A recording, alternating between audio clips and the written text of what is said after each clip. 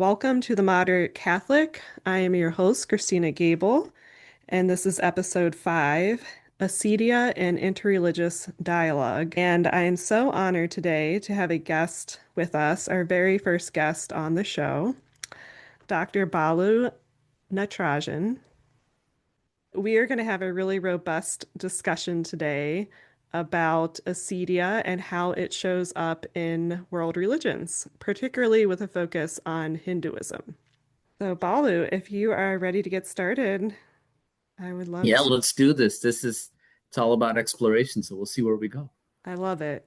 So, why don't we start off with you just introducing yourself? I know you do a lot professionally and have done a lot throughout your career, and also perhaps a little bit about your spiritual journey. I went to an event last month, and this young man, he's not that young, but he's probably only in his 30s.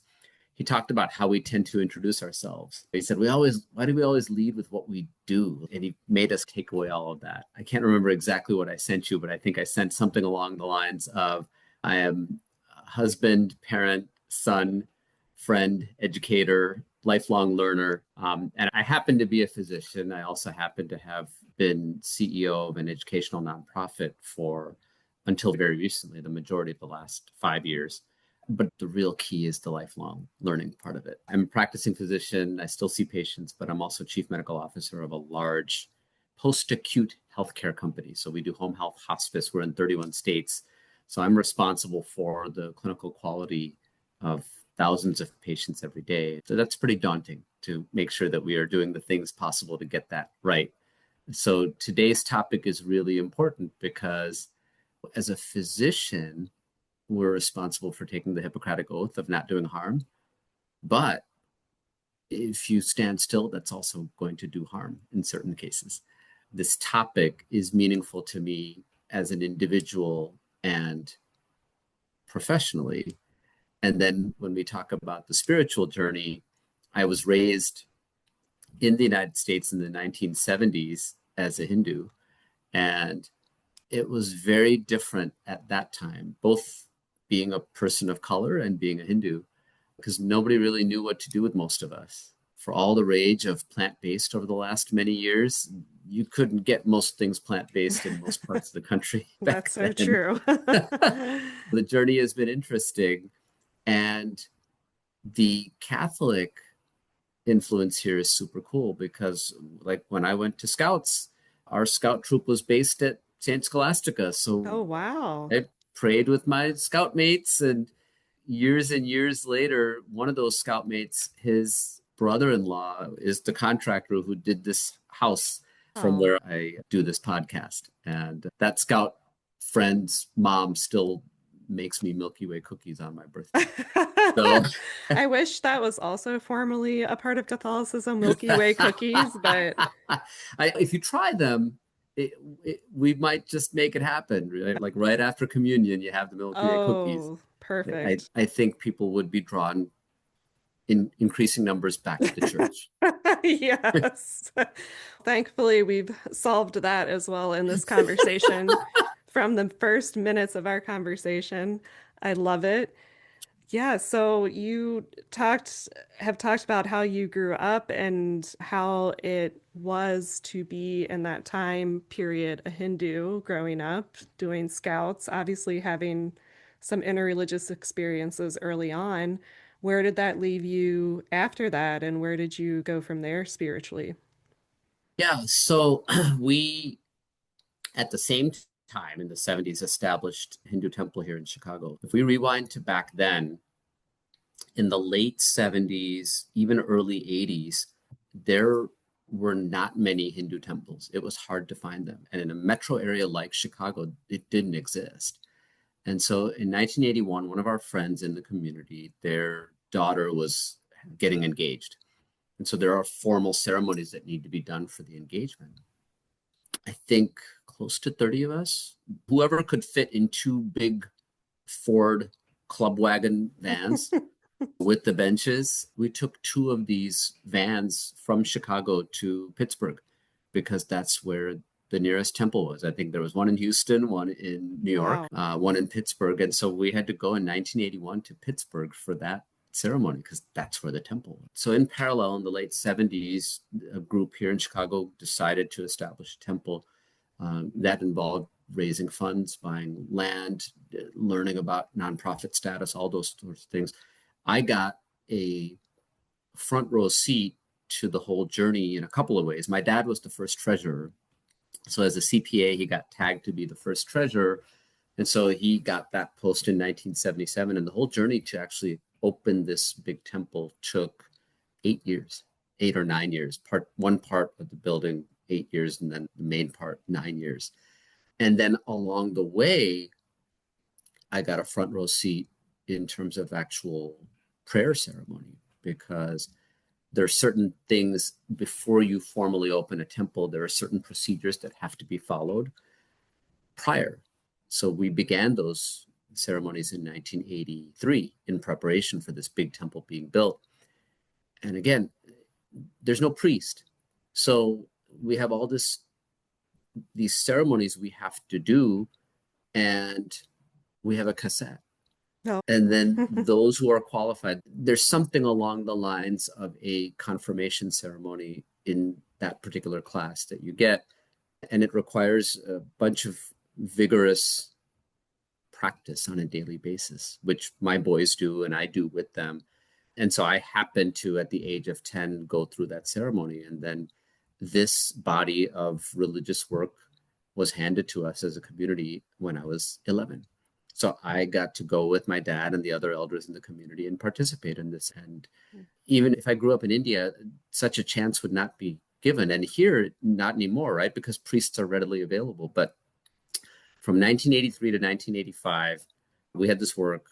We had two depictions of Ganesh. Ganesh is essentially the remover of obstacles. And so we had these responsibilities to perform these daily ceremonies to Ganesh. And I got to be part of it. And then the holidays, like Christmas holidays, for me were great, partly because they're Christmas holidays, but partly because lots of people were on vacation, which means I got to do more at the age of 11 and 12. I love And that. these are just chances that, like, my boys won't get, right? Like, people now in most places in the world won't get because Hindu priests are readily available to do these things. Then that parlayed into establishing the youth group of that temple. And then eventually that turned into a Hindu study group in college and lots of exploration with peers. And then over time, establishing or consolidating it into a high school group, which then gave me eventually about 30 years of experience teaching that age group, which at a very vulnerable time, being able to apply religious texts, stories, scripture is pretty amazing to be able to do and to look through their lens. And what I've always told that age group and their parents is everything we are teaching here is about when you are 19 and you have a decision to make at 1 o'clock in the morning, are you going to do the right thing or not? Wow. That's the reason we are doing all this, as you Yes. will be at that crossroads and you can decide the right thing versus not. And it could be reversible or not. So hopefully I'm giving you the tools to make that decision at 1 o'clock in the morning. So that gives you 53 years of spiritual journey in 2 minutes or less. Wow. So much of what you just said, I had all these great light bulbs and fireworks going off in my head because it's not only just a privilege to discuss this topic with you from your spiritual standpoint, but also to know that you came of age in such a pivotal moment for Hinduism in the United States, like how much it has had more of a local presence throughout the years and has grown in that way. So I think just you spanning that time frame and developing spiritually that you mentioned both as a child and eventually as a teacher of religion is just such a cherished perspective that we can learn from. So, thank you. So, we are going to pivot to our topic today, which is acedia, and it has been the topic of the first series for this inaugural podcast. And as the inaugural guest, we will continue to talk about acedia And as a little background for the listener, so Balu and I and our respective families were guests at a wedding, and we were just catching up because my husband is one of the youth who benefited from the mentorship and religious instruction that Balu just described. And we just caught up about how things were going. And I said, I've been thinking a lot about this topic, acedia. And that was a time frame when I was thinking about this podcast and thinking about how to take a spiritual topic like this and not only make it relevant to today, but also share it with a wide variety of people and get a conversation going. And one of the perspectives I've always wanted to bring in is how world religions, and especially Hinduism, because it's so intimate and personal to my own marriage, how Hinduism views it. We have gone through the broad strokes, if you will, of Acedia, and I'd love to hear from you how you see concepts that overlap with Acedia showing up in Hinduism and what Hinduism says about that. Yeah. So you referenced your husband, who is in the Hall of Fame of students I've taught, and I mean, really, and is a dear Oh, friend. That group, he was part of a group of a bunch of then kids, but that group produced one gal who got a perfect score on the SAT, a couple of people that went to Harvard, many who have just done well professionally. I will deeply appreciate and brag on Raman oh, here a little bit, but many of those kids came and worked in my practice.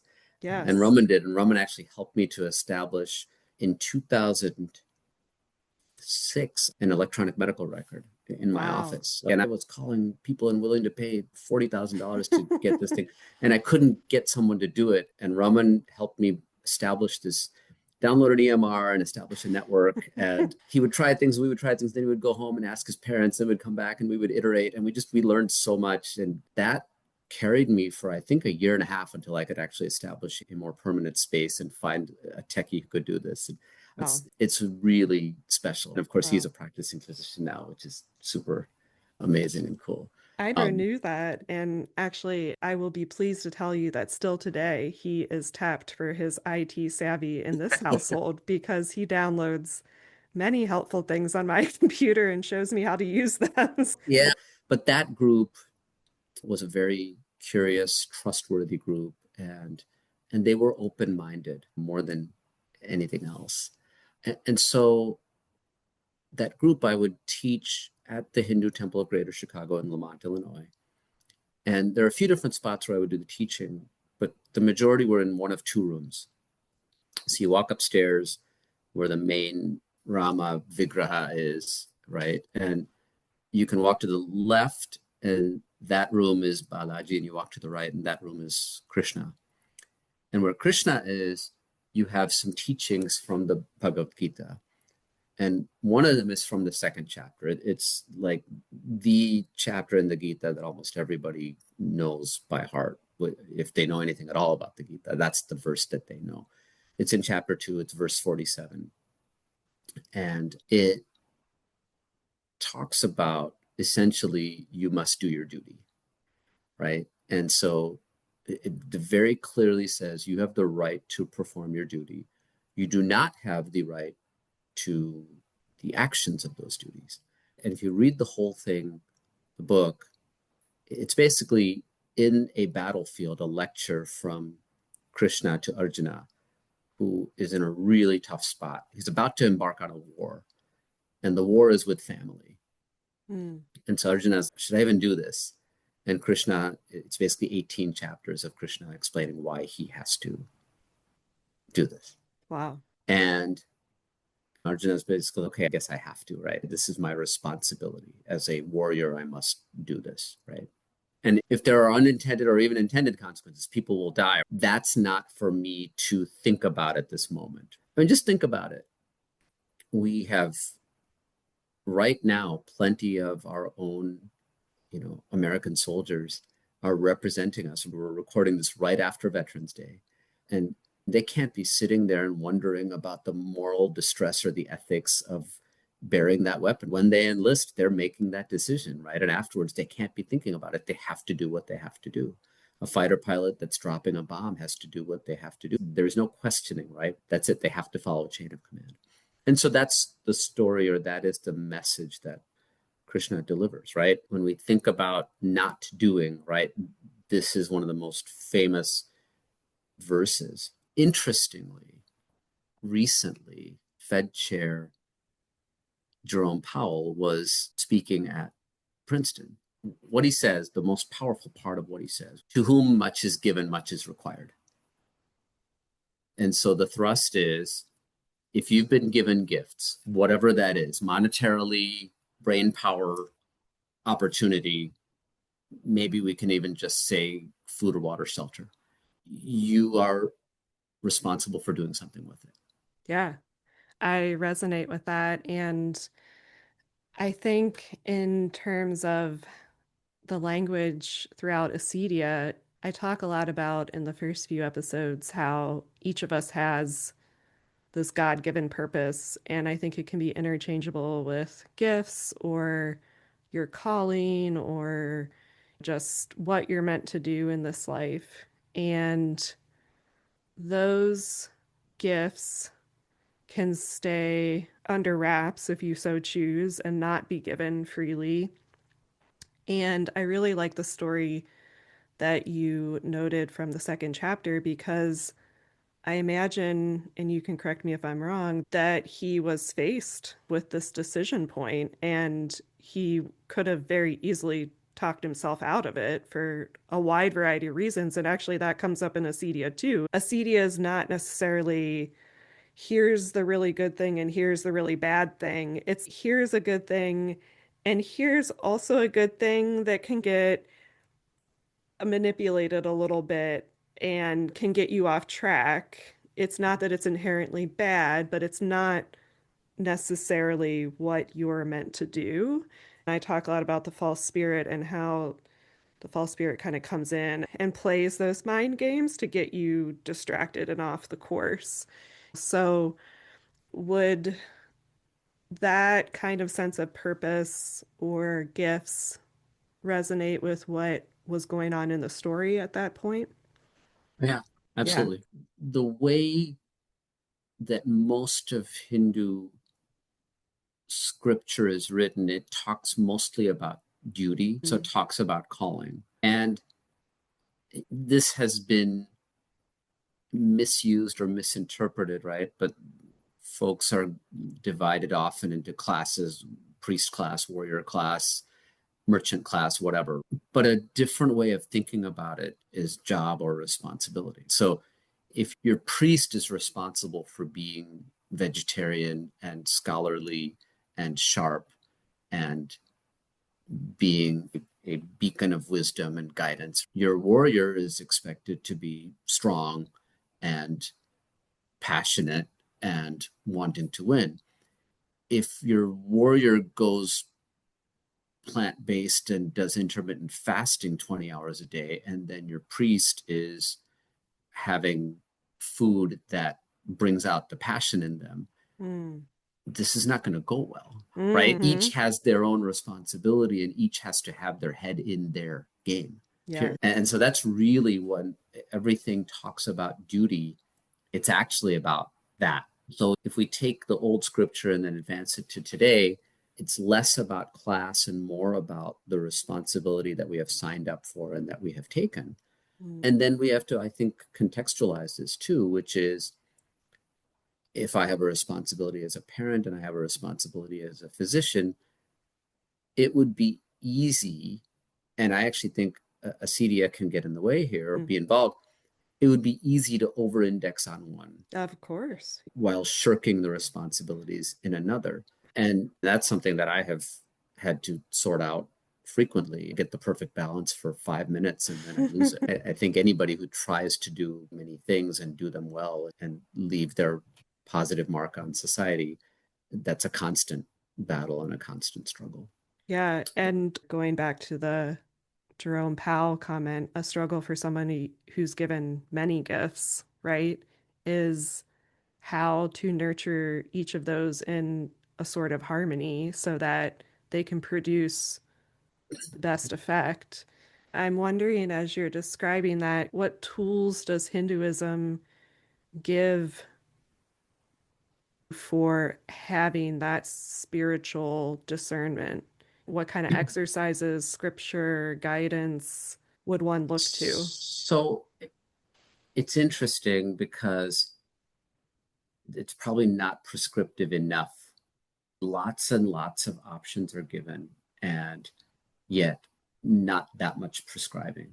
It's fascinating. You go to India, and most Hindus would say, well, I'm not very religious. That's what they'll say, but yet there is a belief. Okay, what are the things that you do?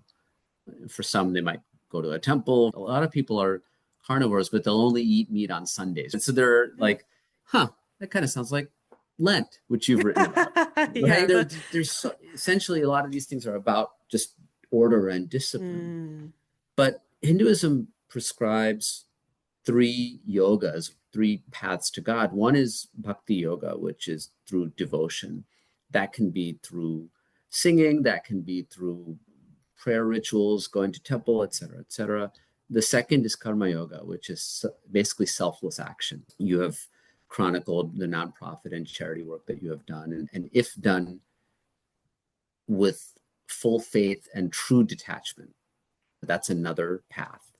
And then finally, jnana yoga, which is the through path of knowledge and through reading of scripture and exploration, etc. I was wondering if we could linger on the second one. The sense of detachment is something that comes up a lot in Acedia, and quite frankly, I think Eastern religions do a lot better than Western religions. In one of the episodes, I talk about there's this idea of always wanting to run away from one's current life circumstances and this attachment to the idea that change is always best. The monks, when they were living in their cell, and really their primary job, goal, purpose was to pray, but they were tempted and really attached to these ideas of maybe I could do better in the world if I taught at the school in the village. And they were always questioning whether they should sit in that room and pray all day and what sort of like an impact that was really having. What I like about Acedia is it says, sure, being a teacher at a school in the village is not a bad path, but one needs to examine if it's pulling you from your true path or distracting you from your true path.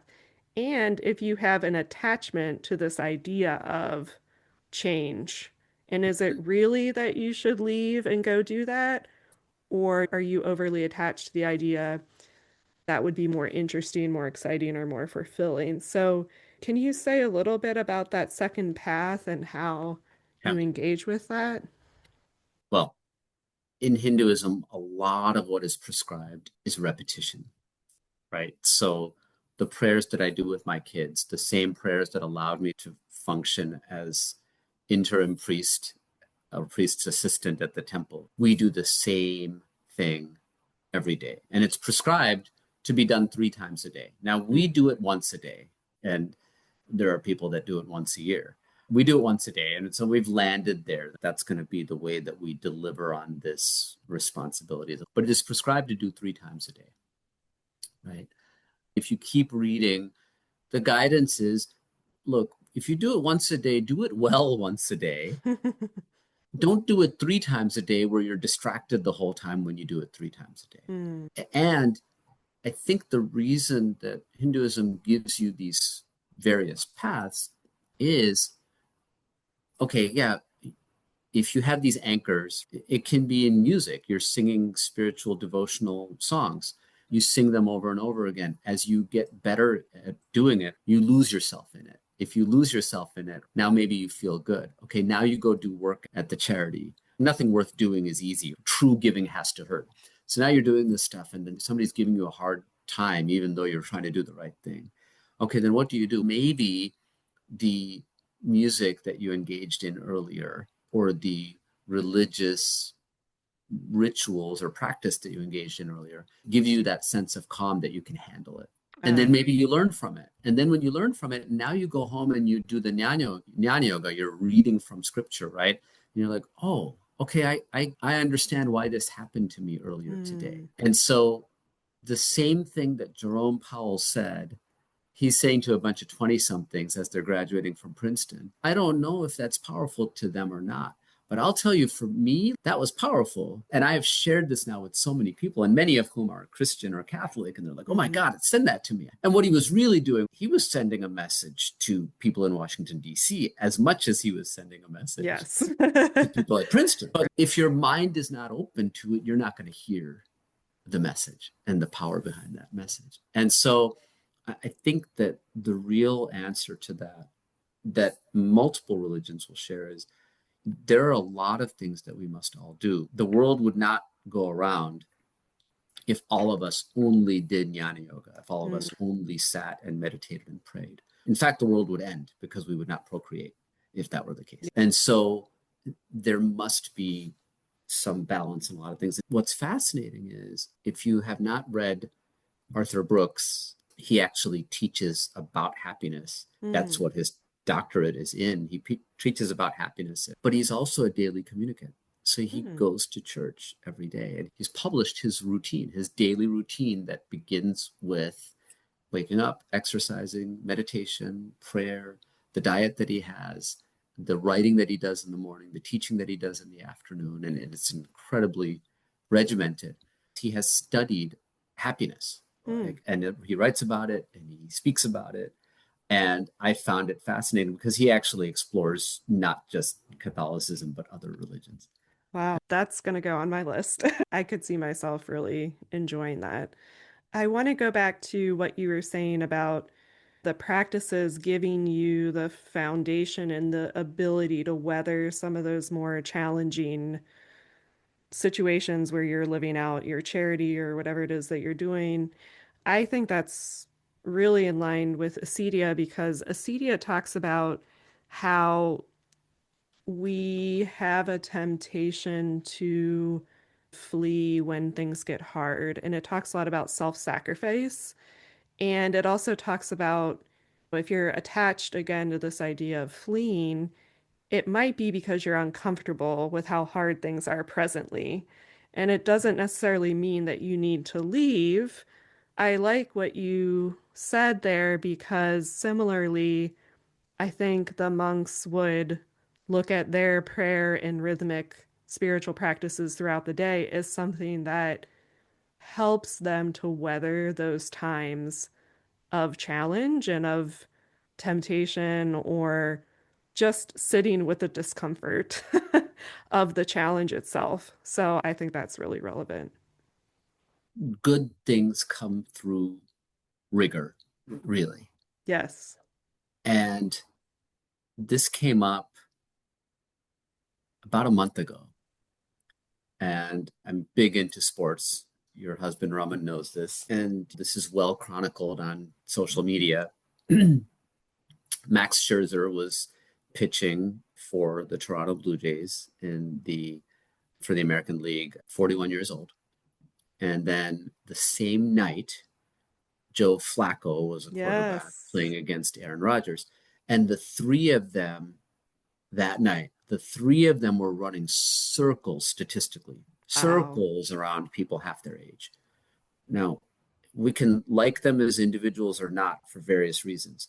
But the bottom line is they were there delivering at that age on the same night because they had been disciplined in their approach to their craft, Mm. period. They had methodically been disciplined. And so they were able to maintain a high level at this age because the habits they had developed more than 25 years ago, they had maintained those habits. And I know about Joe Flacco because I'm from Cincinnati, Yeah. so. Yeah. But that's such a great point and example. And that's a reason why I tend to lean toward Ignatian spirituality. And he uses the term spiritual exercises. And To me, it's like a strengthening, a repeated strengthening of a spiritual muscle. So that's a great point and correlation.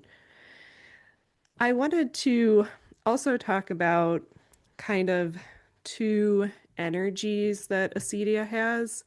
And I talked a lot about in the first episodes about how it can feel very paradoxical, but it's actually related because it has a similar purpose. And one of those energies is more of a lethargy or just sloth, just not being able to rouse oneself, like a spiritual tepidness. And the other energy is like a restlessness, distraction, fidgety. And they're on different ends of the spectrum, but they both serve to keep you from the right path and purpose. So you either fall into sloth, or it even talks about a belief that, who are you to do this thing? Maybe you're not worth the purpose, and that starts to deter you. And then also it talks about distraction, and I resonated a lot with that because this nervous energy, I think, is fed by a lot of opportunity for distraction that we have in the modern day world. So my mind immediately went to things like meditation, which again, I think Eastern religions excel at in many ways. How does Hinduism wrestle with those two poles of Yeah. energy and help a person to stay grounded or stay on their true path? Hinduism talks about three kinds of energy with regard to food, for example. So they reflect on sattvic food, which is balanced and not extreme in any way. Rajasic food, which essentially agitates you, and then tamasic food, which really slows you down. So Wow. rajasic food would be really spicy stuff, and then tamasic food would be like hard liquor. And so you're supposed to have sattvic food. Again, do you want your warriors only to have sattvic food? No, but this whole notion of truly being plant-based or vegetarian is partly because the priest class is responsible for having their head on straight, right? Mm. And so sattvic food is what they need. You don't want them to be agitated or wound up because you want Oh. them to have calm mind to be able to give good advice. Think about it. The priest who's speaking at our parish, right? For them to really give good advice or even just to handle confession with equanimity, they can't be having heartburn in the middle of that. Like Yeah, it's a right. distraction, right? Yeah. It's interesting as I'm now thinking about it. One of my patients is a priest and his cholesterol was up. And he's, Oh. yeah, I know the food that I've been fed that got me that number, doc. Like during Easter, we're all being fed the following things. Oh, yes, yes. There is reference to that in Hinduism. And so then if I carry that to, okay, great, what do we do with that? What we're really talking about is mind, body, and spirit. We optimally want our mind, body, and spirit to be in balance.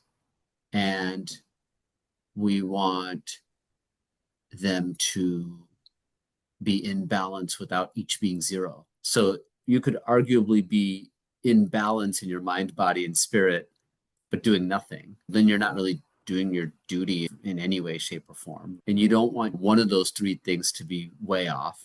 So they need to be in balance.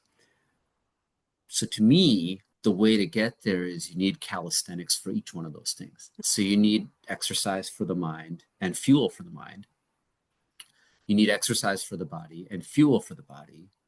You need exercise for the spirit and fuel for the spirit. I will tell you, as I look at my patients and as so much is chronicled about mental health in the last 5 years, an integral ingredient in all this is love. Mm. And probably the most important among those is self love. That means in a situation of acedia or in a situation of lethargy or just inaction or no desire to do, often that is accompanied by a lack of self love. Mm, I didn't do anything. I don't feel so good that I didn't do anything. Now mm, I don't feel good about myself that I didn't do anything. I had mm-hmm, all these plans for myself. I didn't do it. Then the false spirit is mm, is second guessing everything. Now you have self-hate. Now you don't want to do anything. So to me, one of the necessary, we'll say, antidotes to this has to be grace. mm, Have to give yourself grace to mm. get out of this cycle. Wow. That's really powerful. I'm going to pause here because it shows up in Acedia exactly as you described. It goes into this idea of what's the point of my existence? If you don't love yourself, then you start to question why you're even here. And it can go to a very dark place if you don't love yourself and therefore don't see meaning in your existence. You start to question living. Yeah. And I really like that because love is brought up again and again throughout the framework as one of the antidotes to that. And so that actually is a one-to-one overlap, I would say, with what we're talking about. Yeah, and I mean, I'll tell you that I have seen this. I've seen this in multiple domains. I've seen it in my private practice where I take care of people trying to run a marathon. I have seen it among the dying. So I have for 25 years, I have taken care of directly and indirectly terminal patients across the country.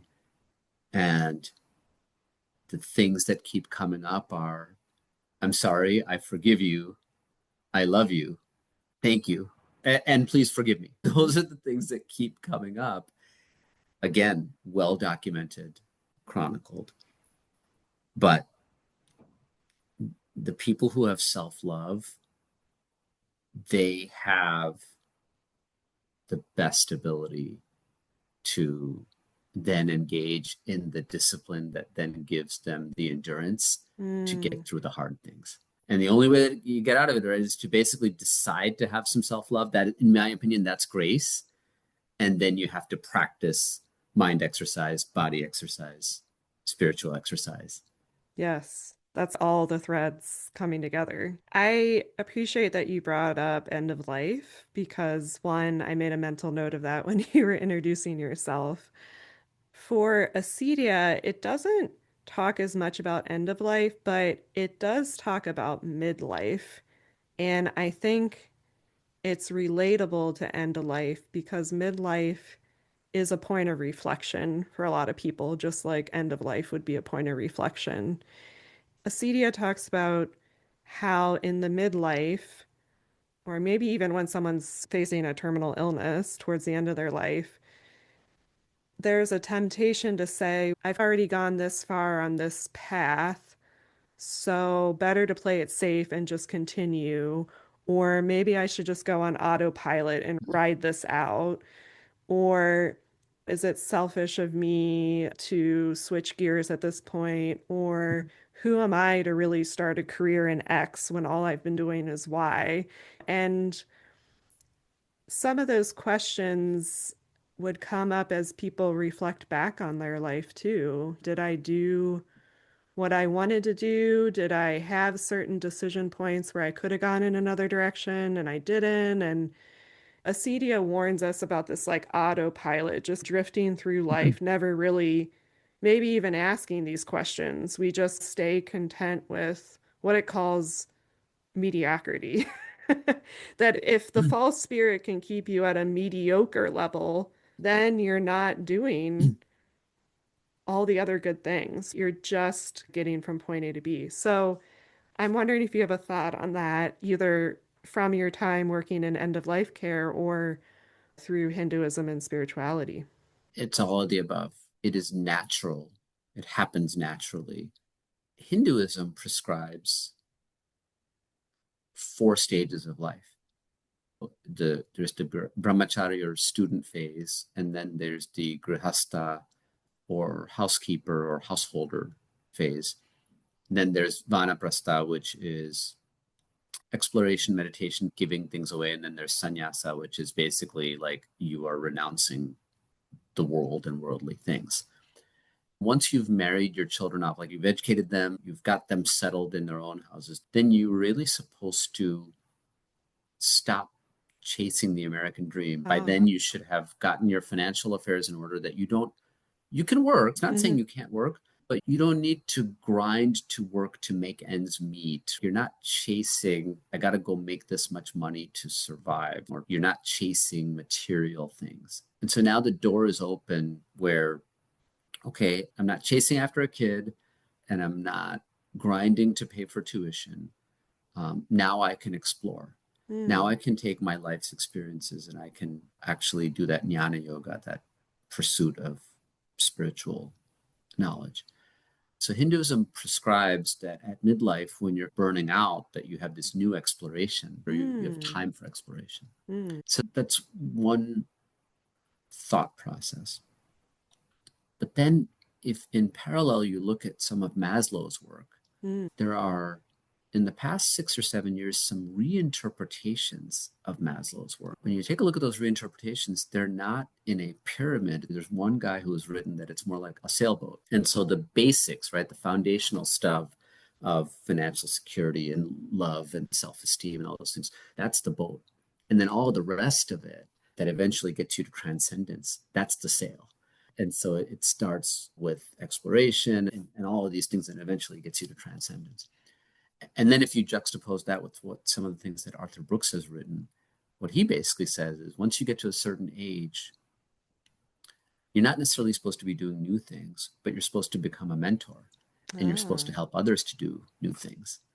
Now, take all of that and then look at what's happening in the United States. And you've got a bunch of 60 somethings and 70 somethings still involved in 80-hour work weeks. And then nobody's getting mentorship because everybody's working remote.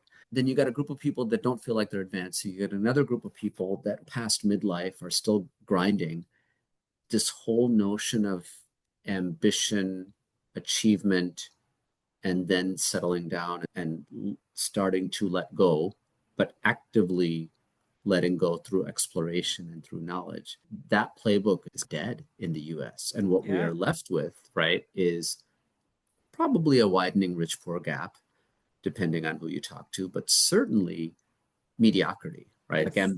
ambition overall is down in the United States. Small business not doing what it used to. The religion has definitely prescribed things to do so that while human nature would get caught or stuck in that midlife crisis, the prescription is actually there are new things to do after that point.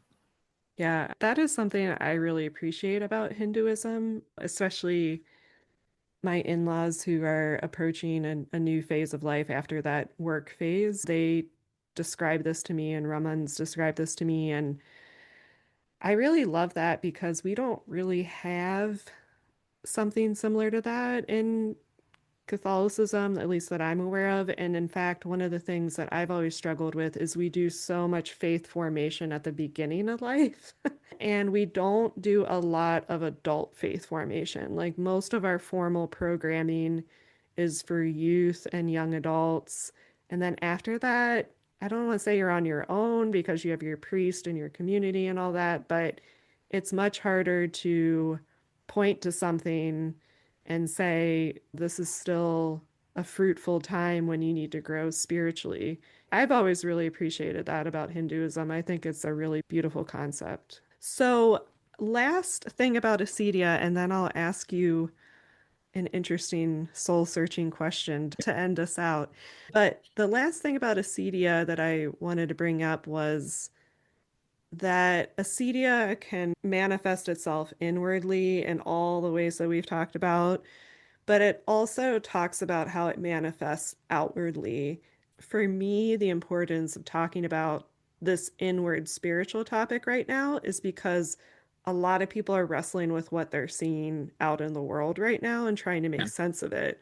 And I talk about in the first few episodes that if you understand acedia and what the false spirit is trying to do, then you can look at the world and say, actually, It is still Acedia, but it's like really scaled up. There's a lot of people who, like you said, aren't being ambitious, settling for mediocrity.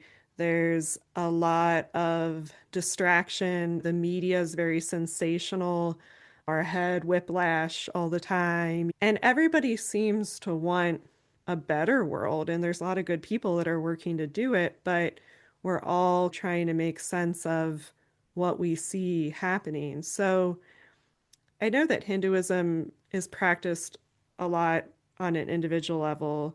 What does Hinduism have to say about the world versus the Yeah. work you do internally? Yeah. It's, I don't feel necessarily that it's great at it, but if we go back to the duty concept, so you take my line of work. I work in a large company that does hospice, home health, palliative care, private duty services. We are private equity backed. Now, everybody thinks that, oh, you're private equity backed, so something must be bad or something must be, the intent must not be positive. But what is the responsibility of every one of my clinicians to, number one, to inform that patient and family when they're going to be there, number two, to be available, and then number three, when they are there, to bring the best version of themselves, and then document everything the way that they're supposed to according to both ethical standards and, quite frankly, government standards. That's Yeah. the responsibility. And if everybody did that, like, we'd be fine. There would be no discussion anymore about who our sponsor is, our owner is. But that doesn't happen. Mm, Individuals make decisions not to do those things. We can argue, is it skill or is it will, right? There are any number of arguments there. But if everybody actually just did that part, that they actually in good faith worked on those things, we wouldn't have these discussions. But some people cut corners. That's the reality of it. And some of that comes from they cut corners when they were in training and now they have bad habits. But then in my seat, what's my responsibility? My responsibility is, number one, to just help support, create an environment that supports our clinicians to be the best version of themselves, keeps them educated, gives them the tools that they need, keeps them motivated, keeps them inspired. But then my other responsibility is to make sure that the patient and family are front and center in the conversations with our sponsors. One of the ways that I've been able to do that along with the rest of my leadership team. These are many non-clinicians. I'm the only clinician in the room in my executive mm, team. mm, But collectively, we have made a commitment that every meeting we have, we begin with a patient story. So the whole meeting might be financial, but at the highest levels, when we're in front of the board of directors, we begin with a patient story. Our expectation is that we are always striving to be better and we're always striving for top quality. So that's my responsibility. I could easily say, oh, we're in this world and all this is happening and private equity, this and the almighty dollar, et cetera, et cetera. Or I can say, it's my responsibility to keep the main thing. And that means that I'm creating structure that allows that. I'm capturing stories when we do the right thing. I'm learning from it and making sure we are studying when we don't do the right thing for whatever reason. And that on a human level, I am in touch with our leaders and I'm in touch with our sponsors. mm, And I actually have a wonderful working relationship with many of our board members and our private equity sponsors. Not everyone in my position does that. I'm more active in that regard than most people in my position. That said, most people in my position do not have the voice at the table in addition to the seat at the table that I do. And I think it's because ultimately, when you do get in front of human beings and you say and do the right thing, and they recognize that you're acting in good faith, they want you to succeed.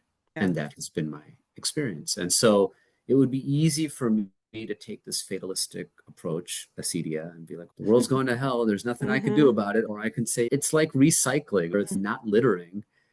We make that decision. Am I going to throw this on the street or not? Am I going to recycle this or not? And if every one of us makes that decision multiple times a day, it's a clean neighborhood versus no.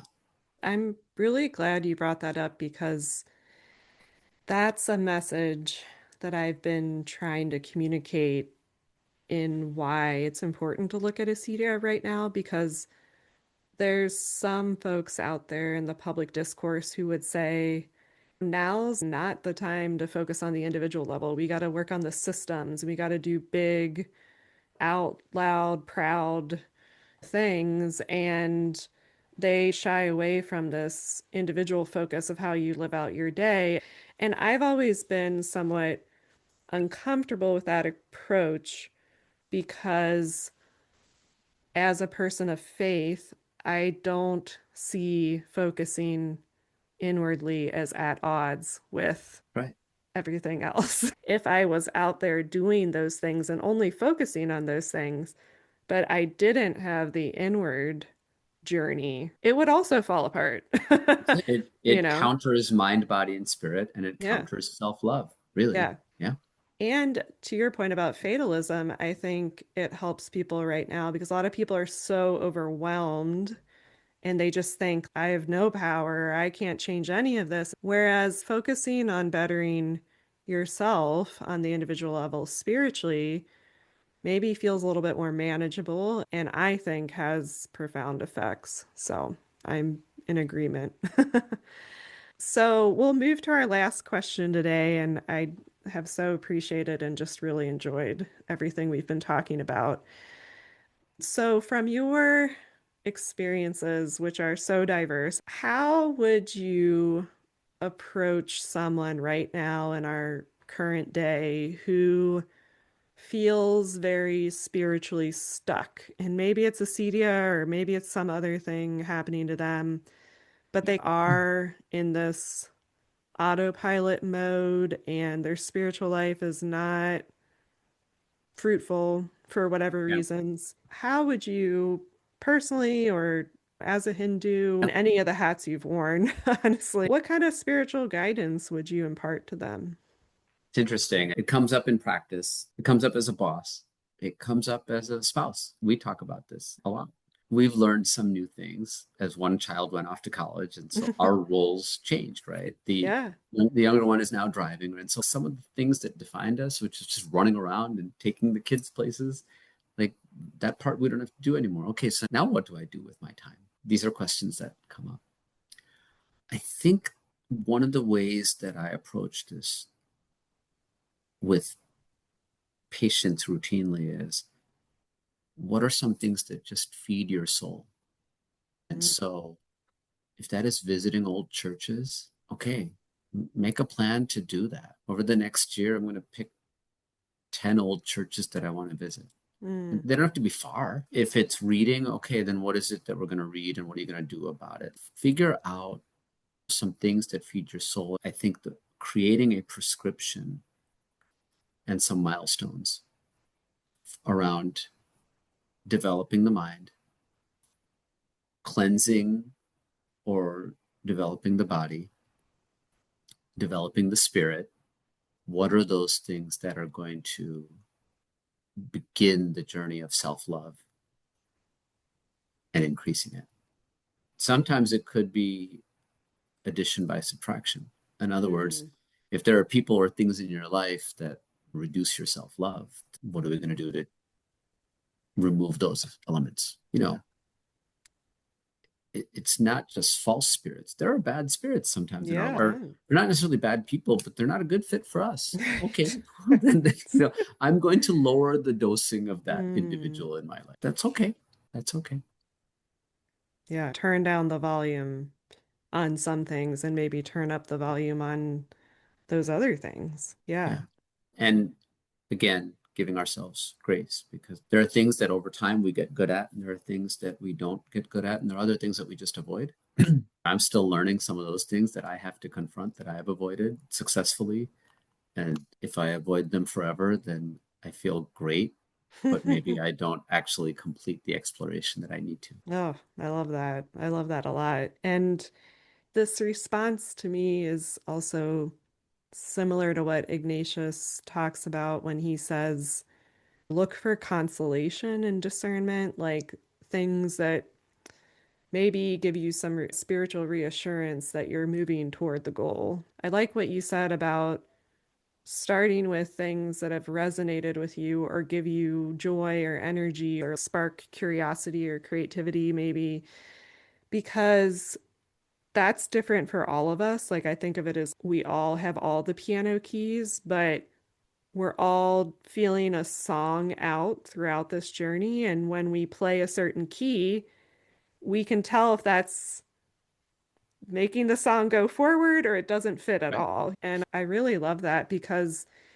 again, it points us to that inward level of it's been in you, it's been there. So, how can we get more in touch with it and be more curious about it? So, I Yeah. really love that answer.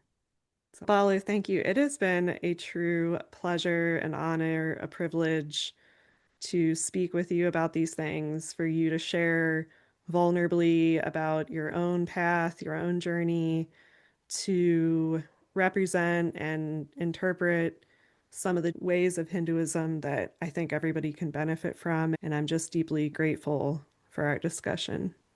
Thanks for having me. Appreciate it. Yes.